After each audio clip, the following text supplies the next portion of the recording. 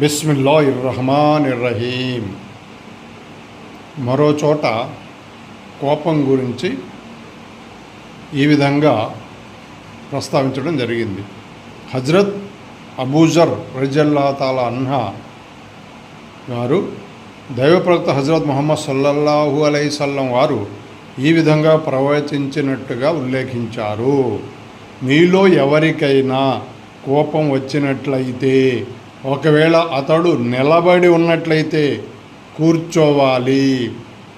ఒకవేళ కూర్చోవడం వల్ల కోపం అంతరించినట్లయితే చాలా మంచిది. ఒకవేళ అప్పటికీ కోపం పోనట్లయితే పడుకోవాలి. ఇది ముస్నద్ అహ్మద్, జామియా తిర్మిజీ అనే గ్రంథాలలో ఈ వాక్యాలు రాయబడి ఉన్నాయి.